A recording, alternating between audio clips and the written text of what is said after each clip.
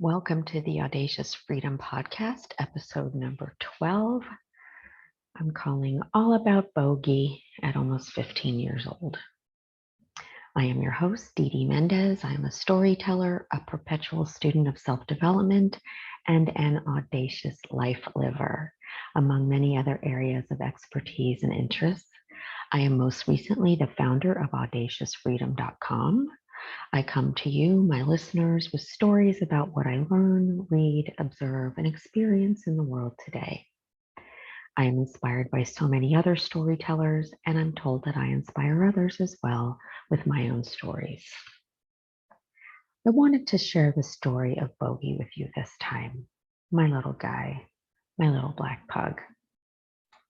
Those of you who listened to episode number 9 of Audacious Freedom, the podcast, know that I brought Bogie home when he was 12 weeks old, which was almost 5 months after the sudden death of my 4-year-old pug and companion, Cookie. Even as a very young puppy, I knew Bogie was very different from his relative, Cookie. I had gotten them both from the same breeder in Staten Island, about 4.5 years apart from each other, but they were definitely related to one another. Bogie's father, Beethoven, and Cookie were half-brother and sister. They had the same father, and they were the same age, give or take a few days. Yet they lived very different lives from one another. Beethoven stayed behind in Staten Island, and Cookie came with me to Manhattan. Beethoven wasn't really a pet, but served to father puppies, and Cookie wasn't exactly a pet either. She lived the life with me on the Upper West Side and traveled extensively throughout her short life, with me to San Francisco, LA, Boston, North Miami Beach, and even on many of my business trips to Tampa, Florida, and Hartford, Connecticut. At 6 months old, Cookie was my travel companion all the way to Amsterdam for a week and a half vacation. Cookie really had the life for sure, and I convinced myself that had I chosen 12-week-old Beethoven to bring home instead of 12-week-old Cookie, she might have been kept by the breeder to birth litters of puppies instead. I believed that Cookie had been destined to live a short life, and I was happy that I had given her the life of a princess rather than one that might have ended during the birth of a litter of puppies. I mentioned that Bogie and Cookie were very different from each other, even when they were just puppies. That's because Bogie is just like his father, Beethoven. That's right. The pug I did not choose when I chose Cookie because Beethoven was so sweet and snuggly, and Cookie was all up in my face, kissy, and then running off and doing her own thing. At that time in my life, Cookie's personality was better for me. And then 4.5 years later, I pretty much ended up with Beethoven anyway, in his son, Bogie. Bogie is exactly like Beethoven was, a mama's boy who loves to snuggle in my lap and bury his face in my neck. Bogie, at almost 15 years old now, still gets excited for the blanket on the sofa when it's time for us to snuggle and nap. He approaches my side of the bed for a lift up and under the covers at bedtime. When Bogie was first with me, I fired his first vet because she thought I was babying him too much during our visit. Bogie was nervous and climbed up on my shoulders and wrapped himself around my neck like a boa. I was okay with that. He's my little man. Who the fuck are you, Dr. Vet, to place judgment on Bogie for being a big baby and for me to protect him? Fuck that, we're out of here. There are way more vets on the Upper West Side of Manhattan. I didn't say any of that though. I did think it and I acted on it. Today, I'd like to think that I would actually say those words to stand my ground for what I believe in for my family. Way too many times in my life, I've lost my voice with authority, in this case, Dr. Vet. And I don't know why I was so intimidated by her. Yeah, she's been to veterinary school and I haven't, but she and I were probably the same age, about 40 at the time. And I may not have gone to veterinary school, but I was and am a professional in the corporate world advising senior leaders, and I have a master's degree. Also, I was still suffering from the sudden loss of Cookie as a result of an allergic reaction to anesthesia on the operating table for an abscessed tooth in a different vet's office, and I was fiercely protective of my new baby. I don't remember who Bogie's new vet was for the next 6 months or so before we moved downtown to Wall Street. I do remember that first time I took him to the groomer for a nail trim. He was so nervous that he pooped on the poor girl. She took it all in stride as she brought him back out to me wearing a fresh new t-shirt. "It happens all the time," she said sweetly. I also do remember the vet we found for Bogie downtown, a kind and patient young Italian man with a wife and family. This vet understood what happened to Cookie and my protectiveness of Bogie, and he remained Bogie's vet even when we moved to Midtown a few years later. Other than kind of being a big baby, Bogie was really low maintenance for many years. At about 1.5 years old, Bogie's dog walker called me from our Wall Street apartment and said, "Something's wrong." I opened the gate in the kitchen to take Bogie out for his midday walk, and he barked at me and bit through my UGG. I was like, "What the? You are the sweetest person," and he's never bitten anyone or anything in his life. I raced home on foot from my office in the World Financial Center and took one look at Bogie sleeping in his bed in the kitchen, and I just knew he was done with this middle of the day walk and wanted to be left alone to sleep all day. Bogie would be literally a 2-time-a-day walk kind of dog, just morning after breakfast and evening after dinner, until he was about 13 or 14, so very recently, when he began to get chronic urinary tract infections. He wouldn't be able to hold it. Of course, it's no fault of his own. And we started keeping him in diapers all day and night in case the antibiotics weren't working or when they had run their course, and soon after he'd get another UTI. We've got the diaper thing down most of the time, except for when I'm particularly tired, and sometimes the disposable diaper or the diaper cover are put on a little loose and he walks right out of them. My 2-time-a-day walker, Bogie, has now been about an 8-time-a-day walker, which is much more of a carry him outside, take off his diaper cover and diaper, and set him down next to a tree. Bogie is such a good boy about doing his business. He's a New York City boy and could pee on literally anything: the corner of a building, a lamppost, or even on a person. Yeah, he's been known to pee on a doorman's foot if you're standing around too long chatting. Bogie is 2 months shy of 15 years old now, and he has outlived Cookie's lifespan by nearly 11 years. He's lived almost 4 times as long as she did. Sad as it was that Cookie died so young, I like to say that she went out beautiful, though. No gray hairs, no illnesses, and nothing but lots of the good life. Bogie still has a good quality of life. He loves to eat and yells at me, barks at me the whole time while I prepare his breakfast and dinner, and while I add in all his medications. Good Lord, all his meds. He takes something 3 times a day to prevent seizures. He takes 2 different things for his digestion, something for his allergies. He takes something for healthy joints, something to support normal health and function of his kidneys, CBD oil for pets, and he's on prescription food for his kidney disease. My once low maintenance dog is now quite high maintenance. He has given me many scares in the past few years too. I thought he died in front of my eyes when he had his first very dramatic seizure at my aunt and uncle's house the morning of the 4th of July in 2018, I think. My daughter, Bogie, and I had gone to their house for dinner and a sleepover, and the 3 of us had gotten up early, around 6 a.m. to take Bogie out for a pee and poop and to feed him. My aunt and uncle and their 3 dogs were still asleep in their room, and I had set Bogie's food dish down with his kibble, and he began devouring his breakfast. I turned to clean up in the sink while my daughter watched Bogie, and I heard a bone-crunching thunk and turned to see Bogie lying on his side on the kitchen floor. That's it, I thought. Bogie has just died, right there on the kitchen floor of my aunt and uncle's house, doing what he loved most, eating. My daughter and I called for my aunt and uncle, and my daughter ran to knock on their bedroom door.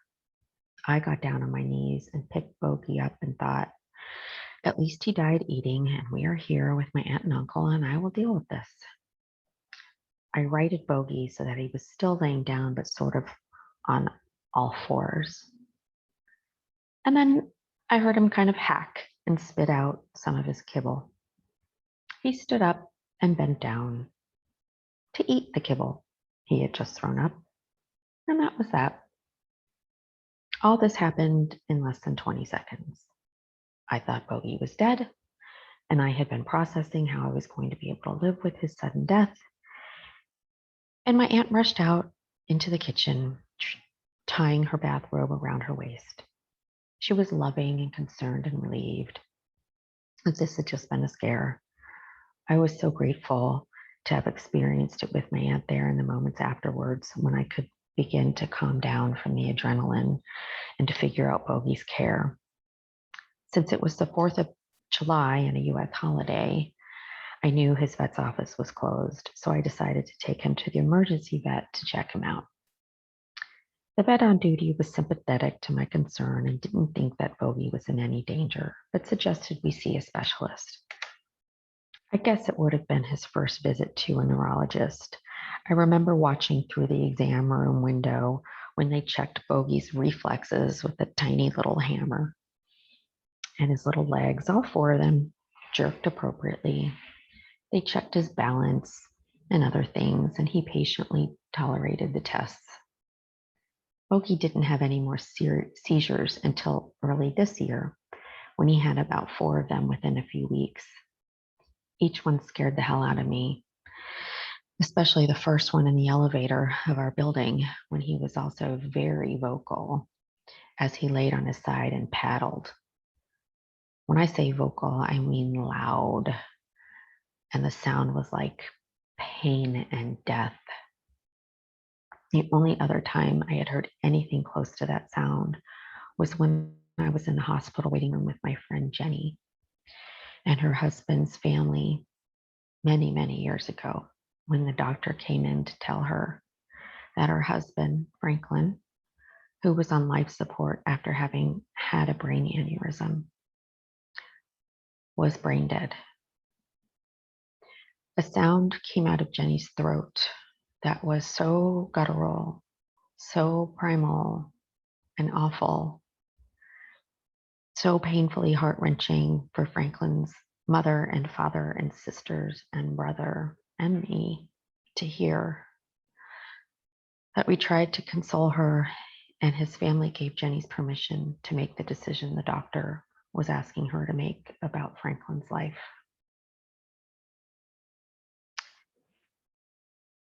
Maybe that I'll tell the story in another podcast episode of the days, weeks, and months that followed that god-awful day, and how Jenny is doing now, all these years later. For now, back to Bogie and the similar sound that was coming out of him, and my adrenaline and the hair standing up on the back of my neck and my arms. We got to our floor, and I picked Bogie up off of the elevator floor in the middle of the seizure and set him back down just outside the elevator. And just as fast as the seizure came on, Bogie stood up and began walking the wrong way toward our apartment. The seizures that came in the days after that were quick, and I could tell something was about to happen each time. He acted more disoriented than usual, and then he sat down and dramatically laid down on his side and threw one arm over his head and then he was done. The neurologist, and yes, for those of you who aren't nuts about dogs, there are veterinary neurologists ruled out a brain tumor and put Bogie on a human anti-seizure med, and he has been seizure-free ever since. I'm so grateful not to be on edge anymore about that. Because of all of Bogie's UTIs, we have visited internal medicine a couple of times in recent years, and they've done ultrasounds on him. I always want to say sonograms because I had those when I was pregnant. And they have ruled out a tumor, gallstones or kidney stones, and they have done a special urine test where they kept Bogie 2 days in a row to collect enough of his pee, taking him out every hour to rule out bladder cancer. My goal with Bogie in recent years is to get him to a place where I can breathe and kind of check off the Bogie box of things I'm responsible for. Bogie, check. He's good and stable now. He does have doggy dementia or cognitive dysfunction syndrome, as it's officially called. And he can get lost behind an open door, literally stand in the small space between the open door and the wall. He can pace and wander around.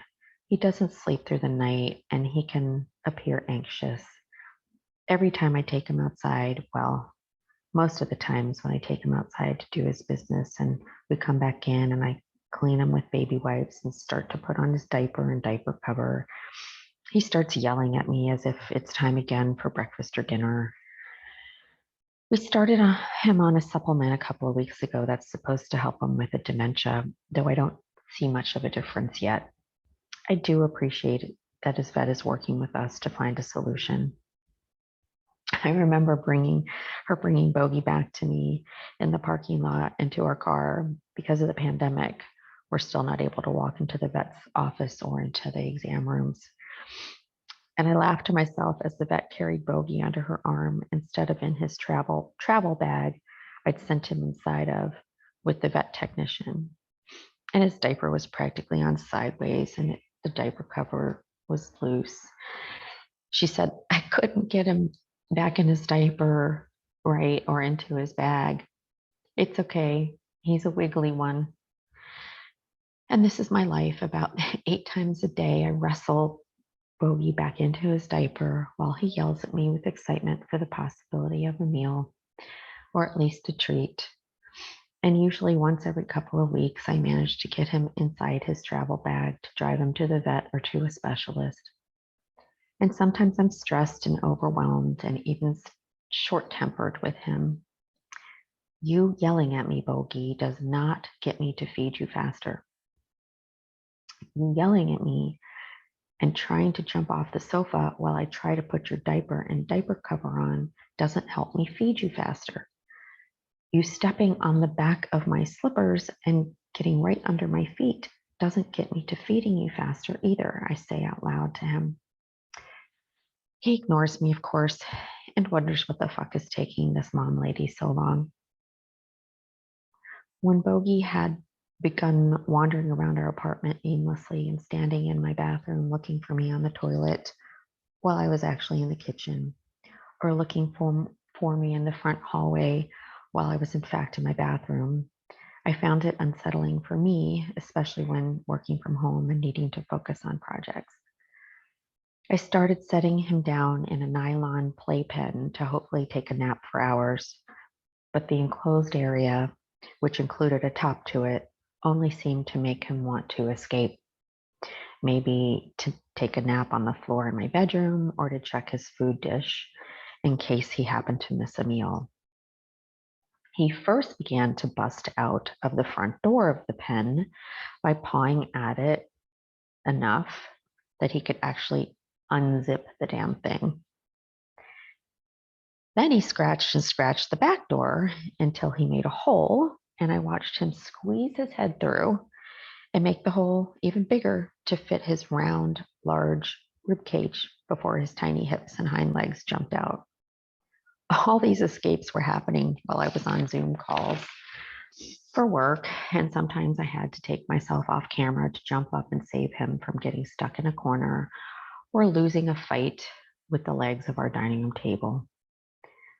The morning a couple of weeks ago when he found a third escape from the nylon playpen and skillfully and gracefully and quite frankly, rebelliously, and the way a deer might leap over a fence with ease, I looked at the time in my calendar and took advantage of an open window to drive the half mile up to our local PetSmart to find a better and escapable solution so I could not be stressed about his whereabouts and safety. I stood there and looked at the metal playpens, which are meant to be fences to put up in a yard for a contained play space. I picked the smallest one and was still barely able to carry it the short distance to our car after checking out with the cashier. I sat in the driver's seat and set my intention that I'd be able to get the heavy box inside from our garage and the long walk down the hallway to our unit. I texted our building's maintenance man, Carlos, to see if he was available, then drove home. 3 minutes later, when I parked in our garage and I looked in my rearview mirror, there was Carlos putting some things away in the storage area directly behind our parking spots. Thank you, Lord. Carlos hadn't even seen my text. Sure, yes, I'll help you, Dee Dee. And he effortlessly carried the box into the elevator and into our unit. Within 5 minutes, the new pen was set up and scaled down in size to keep the area small. Bogie wouldn't stay in his bed when I put it in there, and he was trying to figure out an escape, slipping on the hardwood floor. I ran to Target, also half a mile away in the other direction, in search of a small round rug, and found the perfect thing in the bath department, a bath rug. When I got back home, I covered the slippery floor with it and renamed his playpen his nap room. My daughter loves calling it his nap room because she says it feels like an actual room with a rug and with the taller walls and no top to it. Plus, we can see right into him, unlike the nylon playpen where it was hard to see in unless we walked right up to it. I think he doesn't try to escape as often because he doesn't seem so closed in. Bogie does seem way more at ease in his nap room and only gingerly attempts, to escape a couple times a day. He has learned that the metal is impenetrable and spends much more time in there napping than planning escapes. And I spend much less time worrying about him, and I'm able to focus on my projects. Bogie, check. This has been Dee Dee Mendez with Audacious Freedom, the podcast. Thanks for listening, and I can't wait until next time.